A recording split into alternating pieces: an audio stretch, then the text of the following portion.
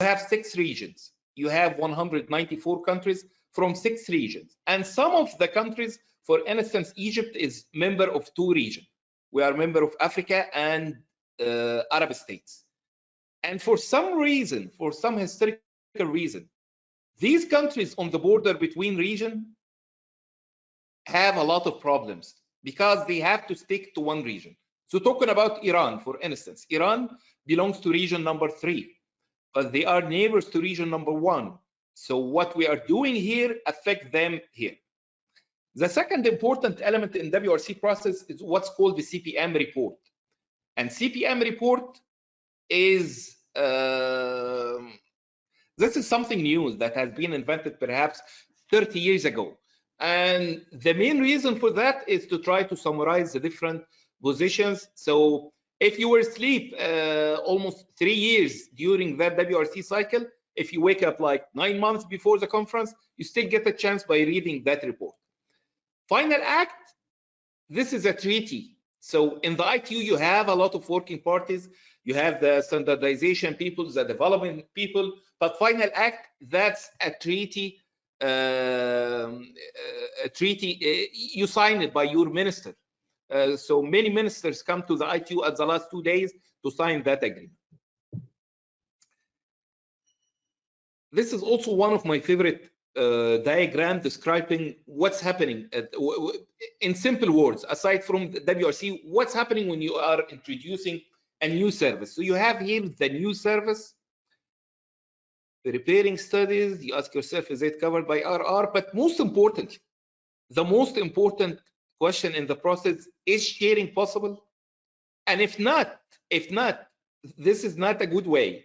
Service not feasible, all right? But if sharing is feasible, now we can talk. Now we can talk how we can do that.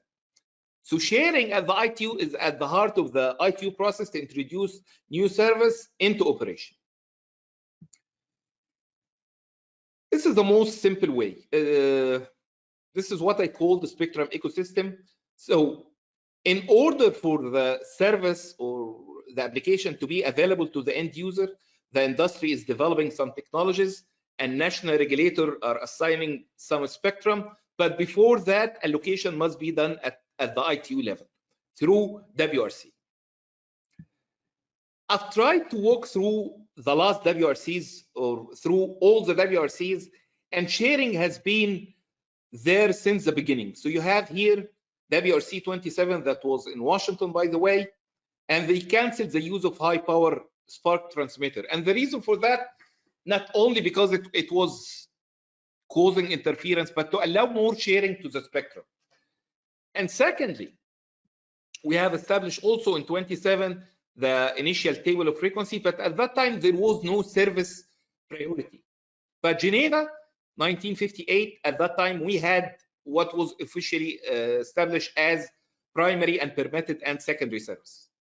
And in 1996, the term permitted service was removed. All right, I've tried to dig more for you. So this is the first table of allocation in the ITU, Washington 1927. And you can see here that the idea of sharing the band between different services and mostly between different users has been established since the beginning of the radio regulation, has been established since the early days of radio conferences. So as you can see here, you have 3 services sharing that band without any priority, as we mentioned. And you have the same also in other bands. So let's talk about sharing in the 6 gigahertz. And I know that one of the most important and intensive discussed item, perhaps at your prestigious forum, but you can see that we have 2 different views. The first one by the commons believer, the calling for license exempt, and they see that picture. And that picture for them is good. It means that most of the world are adapting most of the 6 gigaband for Wi-Fi. But on the other hand, the IMT folks thinks that WRC 23 was in their favor. So you got ATU, you got Africa, you got the Middle East, you got Russia, having the upper band identified for IMT. Let's dig more. So this is the footnotes describing the situation in the 6 giga after the conference, and you can see here that in addition to identifying the band for IMT, as you can see in region 1 and part of it in region 3, the frequency bands are also used for the implementation of wireless access system, including radio local area network, which means that in principle, sharing is allowed between the two services, the IMT and Wi-Fi. We don't know how. The ITU or the radio regulation does not specify how, but we know that it's allowed here. And by the way, this is one of the rarest moments where you have such a clause. If I recall well, it's mentioned perhaps in the 66 gigahertz band, but it's rare to find such a closure. You find it here also, but most importantly here, and perhaps that was a shock during the conference, that countries near to the US, such as Brazil and Mexico, were in favor of having that band identified, that upper band identified for IMT in their countries. Surprisingly, if you look at these footnotes, somehow that condition is not there.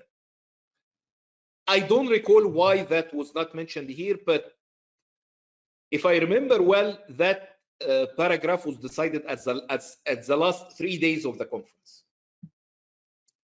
Let's talk more about sharing, and we have the UHF band, and we have the same problem. Some people think that at the end of the day, WRC has no change. The broadcasting is still the dominant service in the 600 gigahertz, but the mobile industry, Nokia for instance, think that there is a big change. So for some countries in the Middle East, you have IMT identification.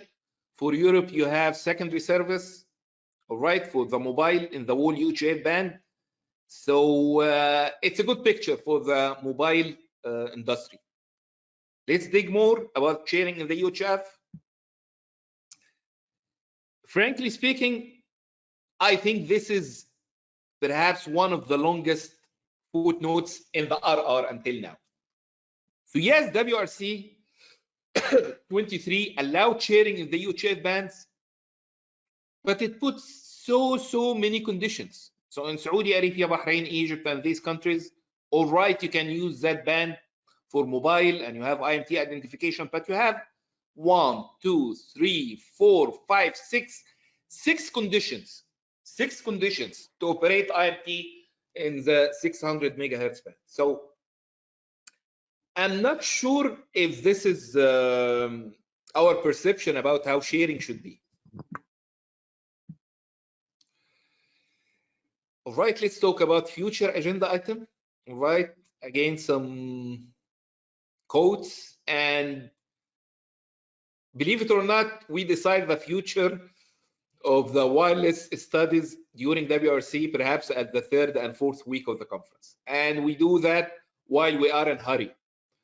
As you can see, they haven't slept in like last 24 hours. So we need to decide. But most importantly, this is one thing I want to point out with regard to IMT proposals, right, for future agenda item for WRC 27. Here you have the GSA, GSMA, you have here a bunch of the mobile community, but most importantly, you have a new players, Apple and Samsung. And they are proposing different bands or different specific bands than these guys, these incumbent traditional players in the mobile industry are proposing. We can talk about that in more details, but it's out the scope and time limitation of this presentation. But let me tell you that these new players have muscles and they have much influence in the discussion. The second, I wouldn't say strange, but odd things was that CEPT or the European countries are not supporting IMT at all right, in that big band. And that was the situation at the first day of the conference. So let's dig more about the European position. So as you can see, And I have been attending WRC for 20 years now, and I haven't seen a regional group putting 5 conditions to accept IMT identification. 5 conditions. I've never seen even the wording condition before. But anyhow, one of the most perhaps odd condition was the condition that WRC does not approve an agenda item for WRC studying IMT identification, right? And then they have like some, I don't know, footnote in case WRC does not approve new primary allocation for the EESS service in these bands, which has nothing to do with IMT in that band. We need to have a new agenda item for WRC 23.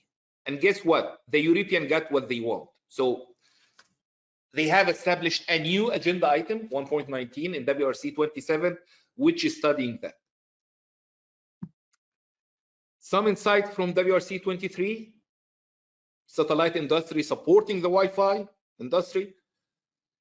We never seen, or at least in my knowledge, we never seen in studying having IMT identification that we discuss protection from the existing service and protection of secondary service, notably the PMSE and the UHF band. I know people from SURE perhaps are one of the attendants. And then we have the IMT identification mention the Wi-Fi. Global harmonization is quite difficult now, and unilateral approach. Unilateral approach, when I've talked about Brazil taking a different approach than the US in the 6 gig. Right, I'm sorry about that, but these are also some of the, I don't know, my favorite quotes about WRC 27, but let's focus about the last two. WRC 27, the satellite heavy WRC, and that is observed or mentioned by many. And this one also by Simon Pike, will WRC be the last WRC of its kind? Satellite heavy WRC, my argument is not. I've done, or not me, but this is the statistics about which services are studied more in the most in WRC, and guess what? It's the satellite industry. Satellite industry has been dominant in the last 30 years. Let's move about the IMT bands to be studied in WRC 27. And again, my apology for the lacking of animation, but the main idea here is that you have 3 bands to be discussed for IMT. In the past, this was not the case. WRC 27, you have 9 bands. WRC 19, you have 10 bands. WRC 15, you have 19 bands. So perhaps this is one of the reasons why we're calling the WRC 27 as satellite heavy, because the focus on IMT is not the most anymore. And one other reason is that if you look at the frequencies identified in the last 2 conferences for IMT, that's a lot. That's a lot. Before WRC 19, this was the amount of spectrum identified for IMT, but WRC 19, boom. WRC 23, boom. Right, so one of the most hot item to be discussed is agenda item 1.3, right? It's about mobile satellite service for direct connectivity between space station and IMT.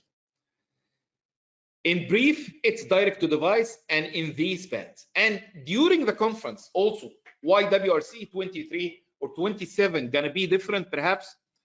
Because for the mobile industry, as one of my friends from the mobile industry told me during WRC 23, Mohammed, are you gonna leave the satellite guys invading our bands? Because this is how they perceive it. It's invading the big players from the satellite industry to the traditional IMT bands. Another question, will WRC be the last WRC of its kind? As we know, I doubt that. WRC has been established for more than a century. And I don't recall, or I can name a WRC that was not successful. At the end of the day, everybody is equally unhappy somehow. But we have a history of a very robust process and successful in terms of getting everybody something at the end. How to keep the ITU relevant in an ever faster changing world? We can discuss that. So on the left, you can find a comparison from the perception of GSMA about the timeline of ITU and outside of the ITU, talking about the C bands. And there is a difference. Perhaps outside the ITU, things are more faster, and countries are taking a more unilateral approach. On the right, also from GSMA, you have a confirmation for them that the time needed for a mobile generation to be picked is around 18 years, and that's the same for 4G and 3G. So at the end of the day, I think it's not very evident that WRC is slow. Perhaps for some countries it's slow, but for some developing countries it's not slow at all.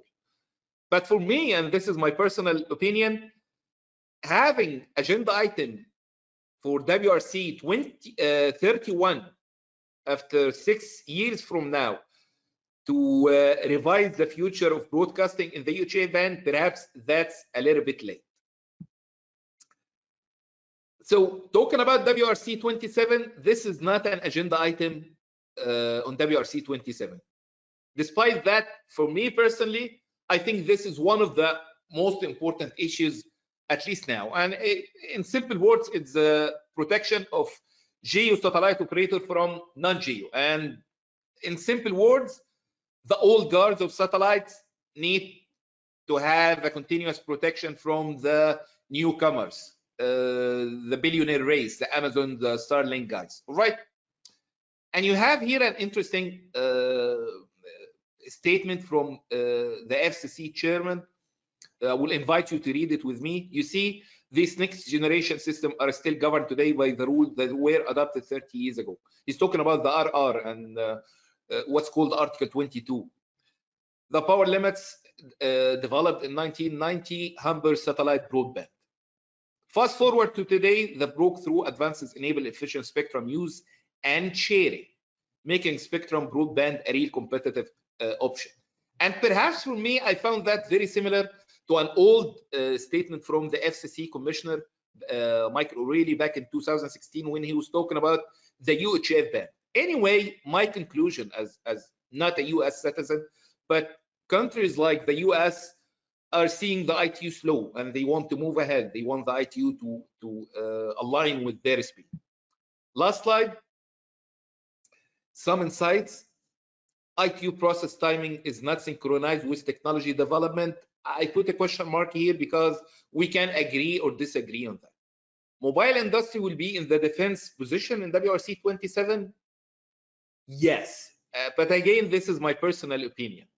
But is WRC 27 the age of satellite? I would also hope to discuss that with some of the veteran of satellite industry, because if you remember at the 80s and at the 90s, there was the hype of satellite. And we did have similar discussion at the ITU level that it's the age of satellite. So how it's going to be in 4 years, this is up to you to answer. Thank you so much, and my apology for any technical difficulties. Thank you.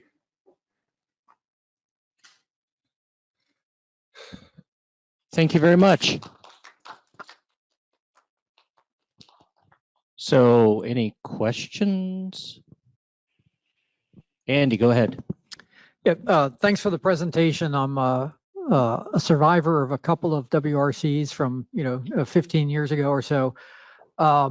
So what could you delve a little deeper into what you think a future WRC would look like? If we ditch the 4-year period, do you make it a continuous process instead of this, August thing where Marconi and 3,000 other people get together and discuss things? How would you make it a lot more adaptable to the current pace of development? Thanks so much, Andy. It depends, and again, I put that disclaimer at the beginning of the presentation to speak freely to you. So if you are in the US position, you want the ITU and the radio regulation to be limited to not all countries. It would be like 3GPP with some people that are capable to travel to Washington or Geneva, and then you're gonna have 5 or 6 meetings per year to finish the work. But from a developing country's perspective, I would say we're quite happy with the pace it's prevent, because it provides us with a lot of certainty. So talking about 5G, check the 5G breakthrough and penetration in developing countries. Not very impressive. Talking about digital broadcasting, check that in the developing countries. So I guess it depends on where you come from, but at the end of the day, it's very difficult to make 194 countries happy. It's very difficult job, and I think at least in that we've been very successful in making everybody equally unhappy. I hope that answered your question. Yeah, I mean, I guess you have to kind of take a deep dive in how much does a given country's spectrum utilization really impact all of the other countries. And maybe at some point you just say, you know, what's happening, you know, how South Sudan manages its spectrum really has little to do with how Canada manages its. And maybe you kind of decouple the countries and say, look, you're free to do, I mean, I know they're already in a way free to do whatever they want, but maybe you just really release it and let individual countries do whatever they want, and they just have to keep track of what the potential impacts are if they don't follow what other countries are doing. So this concept where all 192 countries have to, you know, come to an agreement and sign a treaty and all this other stuff, maybe we just, you know, all that goes away and you just like really release countries to do more like what they want to do and just deal with the consequences themselves. Self-reliability. The US is doing that. The US is doing that. But I guess one other reason for these countries, these developed countries, to stay in the framework of the ITU is that they need the developing countries market to sell their equipment. But when it comes, for instance, for the 28 gigahertz, that was not approved in the ITU. Still, the US and South Korea and Japan were able to do that. So what you are saying is happening somehow, but I would say the US is cautious when it comes to that. So I've read very carefully the statement of the FCC on the revision of Article 22, and they have clearly mentioned that they will watch the development in ITU, but this will not prevent them from developing domestic, but not colliding with international relationship that serves the interest of the US. I guess my argument is that the ITU is a big framework that leave you, the US and even the developing countries, with a lot of space to work around that. But happy to discuss that further with you, Andy, in any other time. The other thing I've heard from companies like Ericsson and Qualcomm and things like that is that the more harmonized these things can get worldwide, the easier it is for them to build one product and sell it everywhere. I don't believe that, frankly.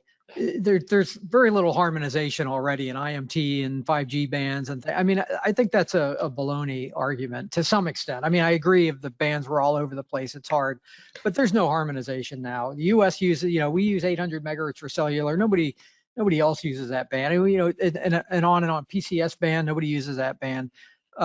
You know, in CBRS, nobody uses that band. You know, there's limited harmonization. Maybe the radio regulations should just be one giant Google Doc. People can go in there and make suggestions, and if you get 20 people that agree with you, the edit gets accepted, and we move on. Yeah, I'm in charge. I think your colleague from Ericsson would like to comment.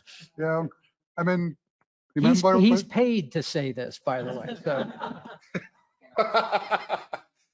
Yeah, there was a time, Andy, when you had a phone from US couldn't work in Europe and vice versa, right? You have to kind of go and change phones, right? So I think harmonization and global approach, it's very much enabling economy of scale. That didn't come from harmonization. That came from hardware developments that allowed phones to be a lot more adaptable. Well, it came from adopting the same technology everywhere, right? So if you still have the that's not spectrum, that's technology. It's spectrum among other things. I don't know. I don't believe it, Virgil. Okay, so we'll set up a cage match for Andy and Virgil to go along with the one with Masood later. Any other questions? Go ahead, Colby.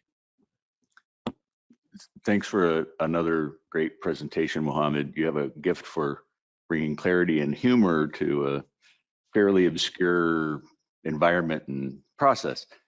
In terms of sharing in non-IT organizations, both structured organizations like this as well as individual stakeholders, where would you say in that process from ideation and position formulation, you know, all the way to final acts, yes, the process, where would you say sharing proponents, in whatever form that might come, should intercept your process there? Where would we start looking best to help sharing move forward? Colby, that's an excellent question. And I told you that perhaps 15 years ago, I was a commons believer. And I was also, it's like we are the good guys, right? We want more sharing. We want Wi-Fi, cheap devices to be available everywhere. Why can't we win at the end? And the argument, at least in the literature, is that the political economy and the negotiation within the ITU enable these guys with big lobby power to have more say in the ITU. So the ITU game, and I would say it's a game. You have people who are well established there that are participating at all different working parties, travel to Geneva all the time. They are the traditional incumbent. If you want to influence that process, and I've seen that, I've seen players just like Microsoft and Google participate in the discussion, but not as much as it should be. One thing that Apple perhaps has done, good thing I put that disclaimer at the beginning. So Apple and Samsung has invested a lot in their participation in WRC. They are there, they are part of the GSA. That's why the GSA was not able to have like a very accurate bands for them. So that's how you may have, I don't know, one say. During the UHF discussion, the broadcaster having some alliance. During the 6 Giga alliance, 6 Giga discussion and the Wi-Fi guys, some of you establish some alliance, but you have to be there. It's a game. It's a game. And some people say it's, if you ask for a spectrum or a frequency band twice, eventually you're gonna get it, but you have to be there at the discussion.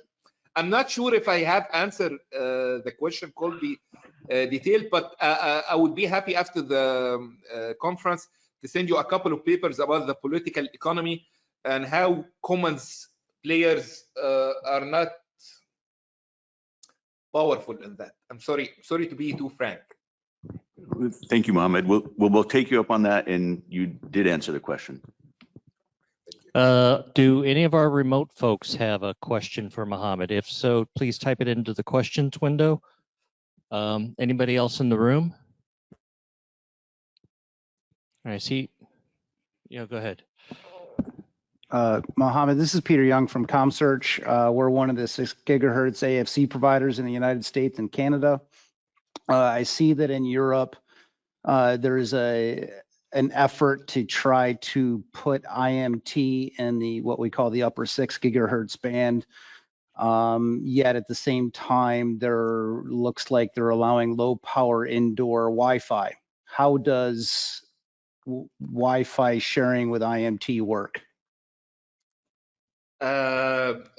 Europe is still discussing that, but the UK is pushing for that hard. But again, glad I put the disclaimer at the beginning of the presentation. It's used to be quoted like IMT guys do not like sharing, right? And you have people who will pay billions of dollars through auction or through license. And frankly speaking, I don't expect them to accept sharing.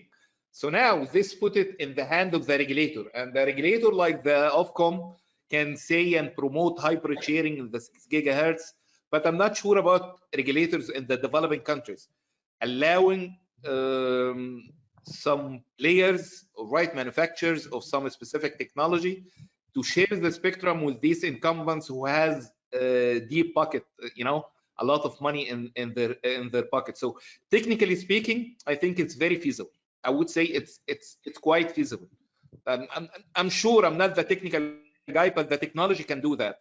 But regulatory, I doubt. Okay, thank you. Rafa Fees online, you're next. Go ahead. Thank you, Mohammed, for the excellent presentation.